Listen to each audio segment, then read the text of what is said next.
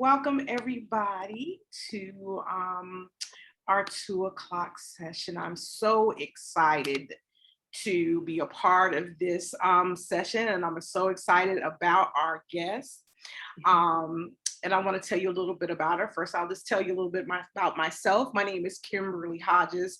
I own a public outreach and events firm that focuses on education and K-12.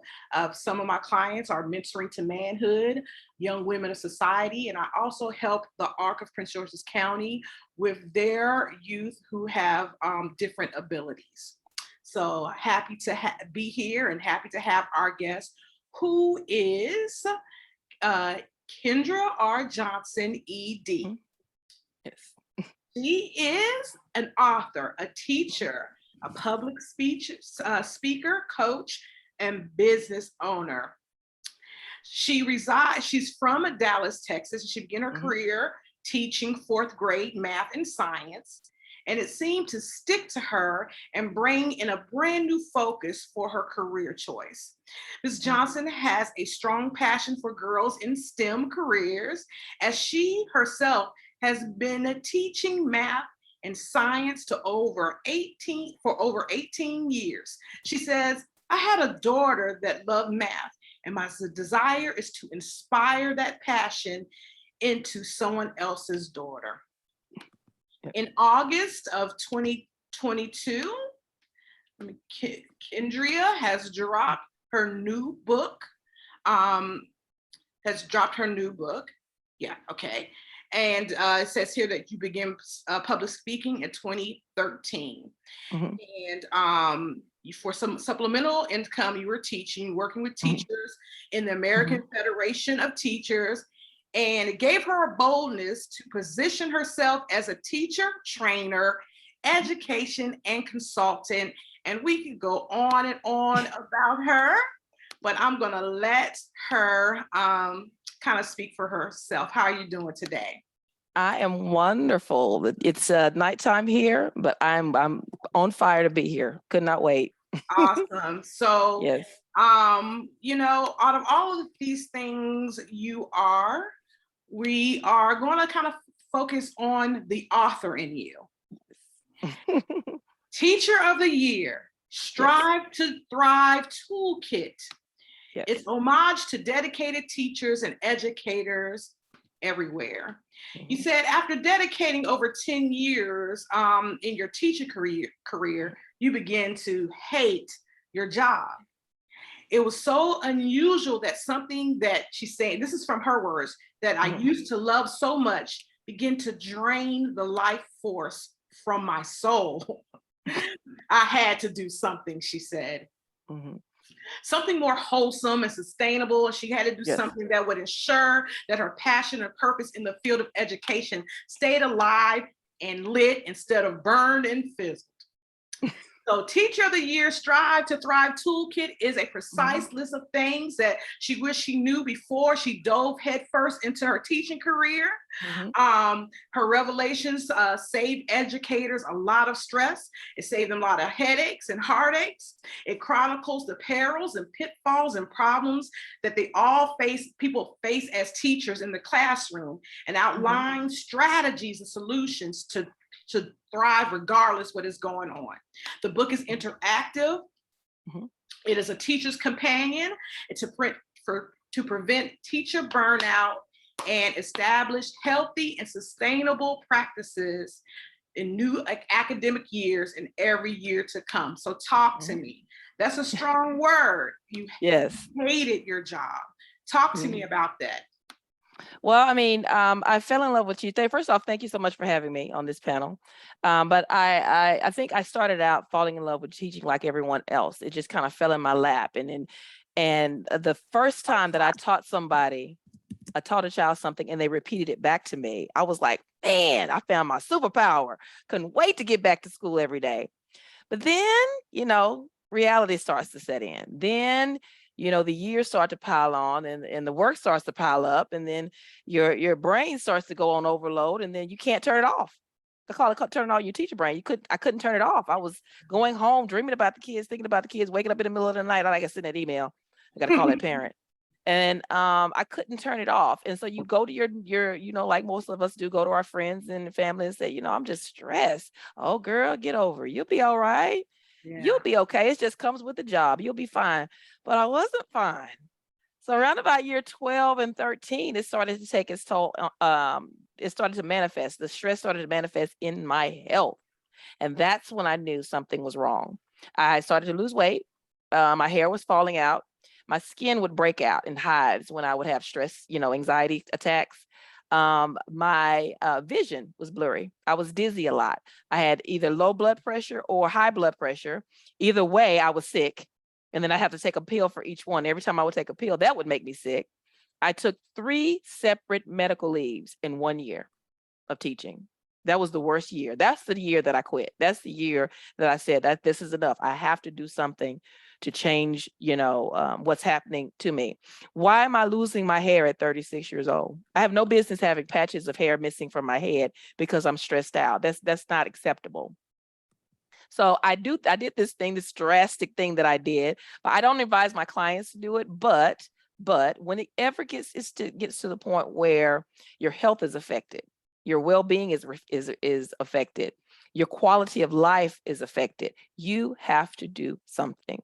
So the book comes in when I started to figure out how to take care of me, because I made a drastic move, which was to move overseas, and said, I'm gonna give it 2 years. If I don't love teaching again in 2 years, I'm done. Okay. I don't know how many times I've heard that from my friends and my coworkers. I am done. This is my last year. And I said that 4 years in a row. And that last year, I was like, I have to make a change. So when I got to overseas, everybody's waiting for me to say, oh, things got great. Oh, the kids were great. The parents were great. The weather was great. It was not. Wow. Kids are kids all over the world. Parents are parents all over the world.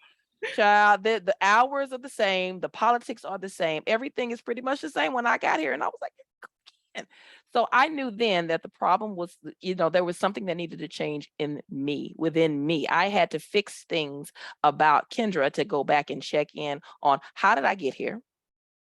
What can I do to change? What things are within my control? Now, because there's a lot of things in my book doesn't fix the problems of education. It fixes your mindset. I changed my mindset. And so I did 3 things when I moved overseas because I had enough. Enough is enough. I went to see a therapist. I had to go and figure out where these people-pleasing tendencies were coming from, because I couldn't say no. I just would say yes to everything. And then I had to figure out, why was it so important for me to be perfect? I had to stop being a people pleaser. I had to stop being perfect, Miss Teacher of the Year, which hence the name of the book. I wanted to be, in control of everything. As teachers, I know there's people out there who can relate to that. I had to control it all. It's all the way I want it to be. And I had to give up those tendencies in order to get my health back and to get me back. And once I started to go to the therapist, I went to the psychiatrist as well, because that person could give me the medicine that I needed, because my hands would shake. And I don't drink coffee. My hands would shake. My anxiety was that bad that my hands would shake. My body was, reacting to the stress that I was under. And my hair didn't start to grow back until I went to see the psychiatrist, and she prescribed something that would calm me down. And the last thing I did out of those 3 things was I made a list of things to do for me. I put myself on the calendar. I put my needs first. I stopped thinking about the job as much. And then I started to say, okay, what makes me happy? What do I enjoy doing?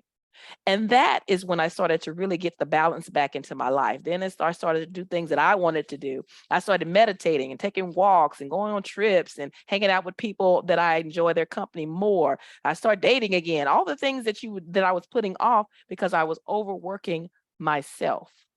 So the book comes up, fast forward 8 years, because I've been here about 8 years now. Fast forward about 8 years, the book comes in where during the pandemic, I started to feel some of those things pop up again. So I created a course first. The course came first. I had an online course called The 6 Steps to Successful Teaching. And it was a love letter to myself of what would I say to me? Wow. What would I say to that first year teacher? What would I tell her? What would I tell that girl 22 years ago? What would I say to her? Don't overdo it. Take care of yourself. Get some sleep. Put those papers down. Say no. I don't care what they ask you to do. I don't care how much they love you. Say no. When it impedes on your peace and your personal space and your personal time, say no. There is no other profession where we're asked to give of ourselves over and over and pour out the essence of who we are, and then go home and do it some more. There is no other job that does that. But teachers, we do it because you're told if you're not taking it home with you, you're not a good teacher. Wow. We're being conditioned to believe that if you're not, eating, sleeping, and dreaming about these children and these test scores, you are not dedicated.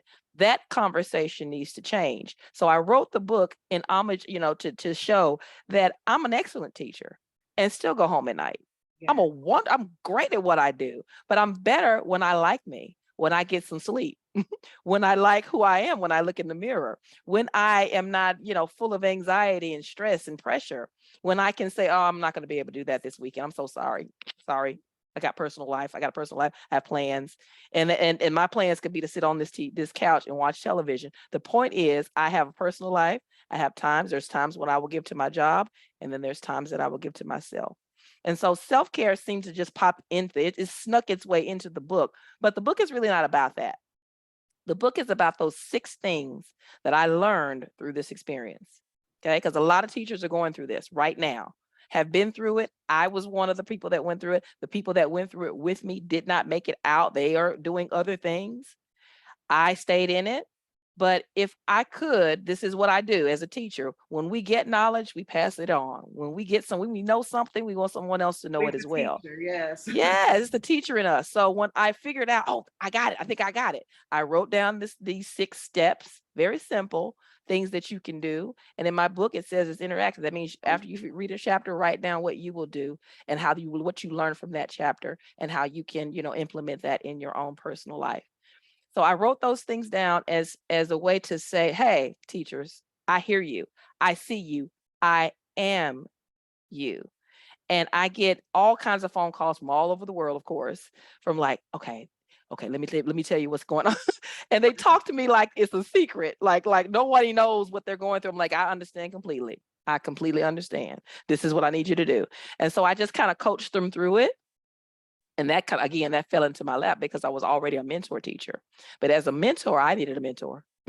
As a teacher coach, I needed a teacher coach. I needed someone to say, okay, get back in there.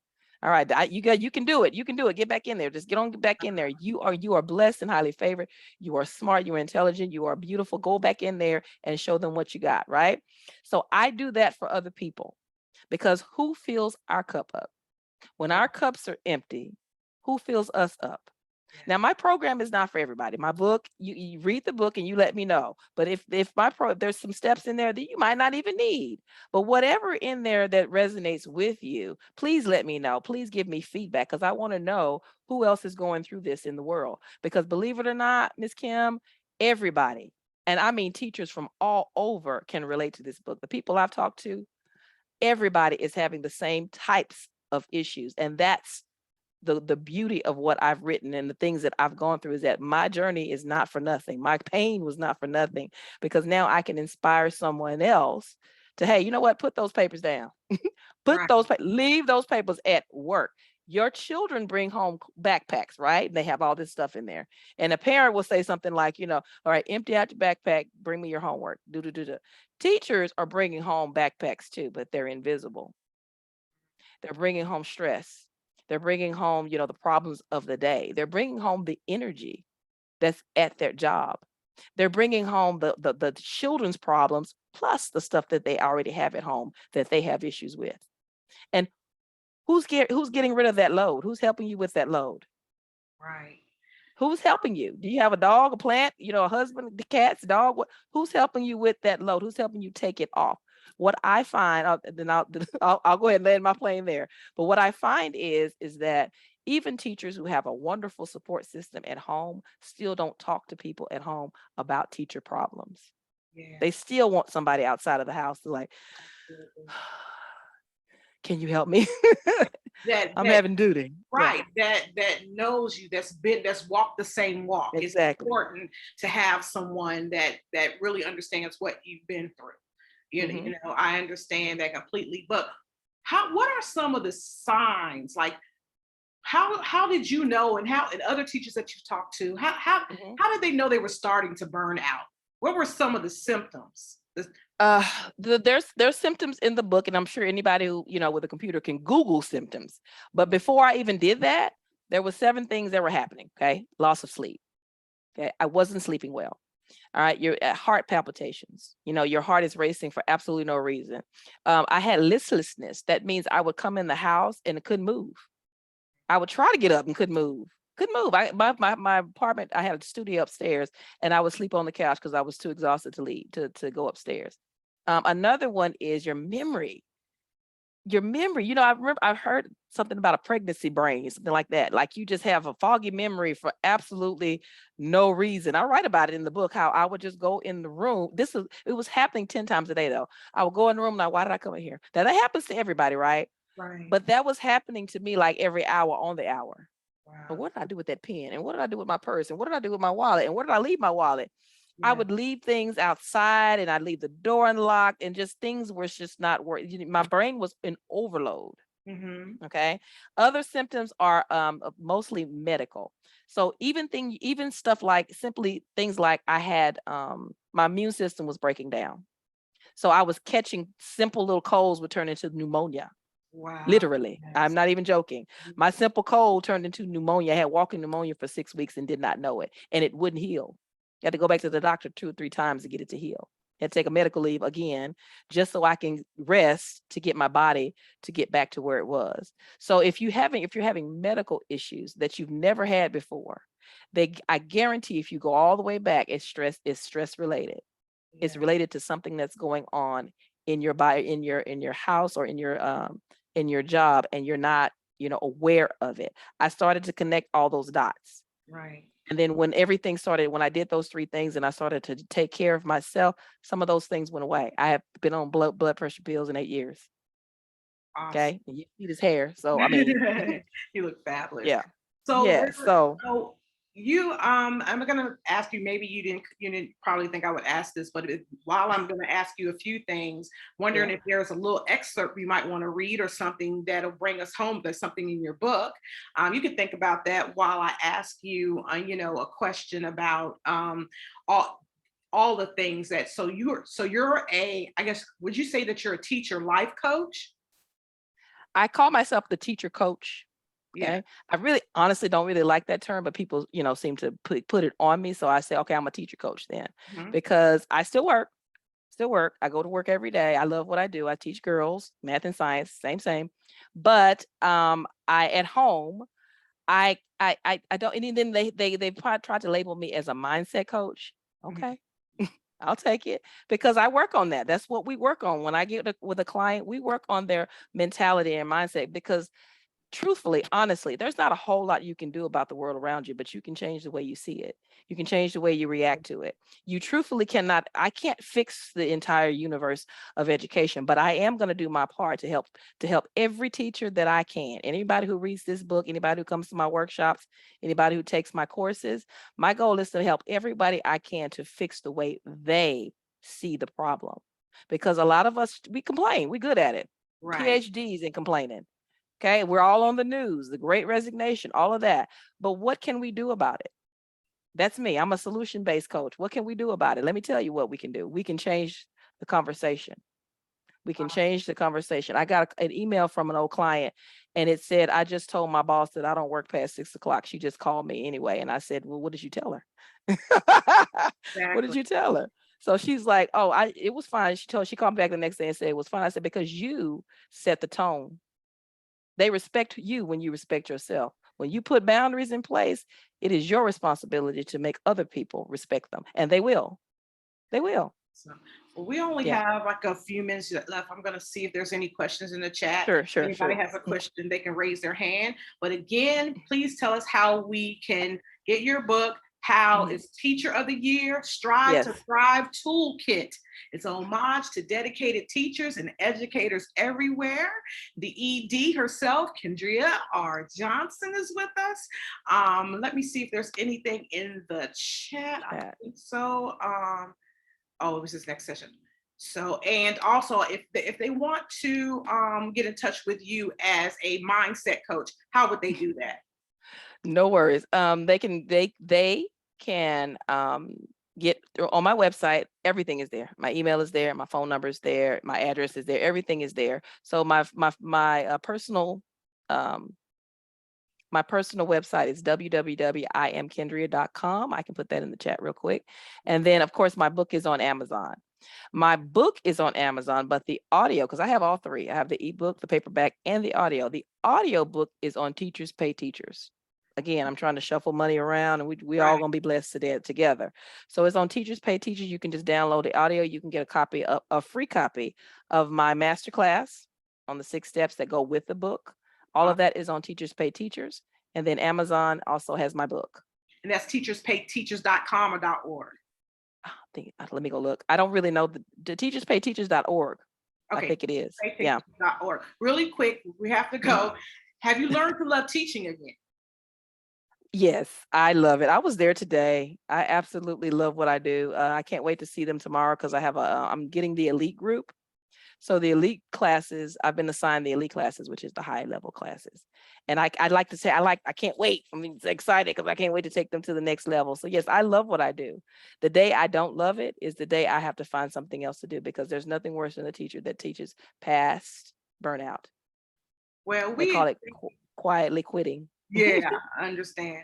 We thank you so much. Again, Teacher of the Year, Strive to Thrive Toolkit. It's an homage to dedicated teachers and educators everywhere. Go visit her on Amazon, get that book. You can get the download. I'll be personally buying a hard copy. We thank you so much. And she put it in this www.imkendria. So make sure that you get that .com. Thank you so much. And I'll be reaching out to you. Thank you. We have our next session coming up. It's sure to be an exciting session about Black males in school and education. So please listen into that. See you in 2 minutes.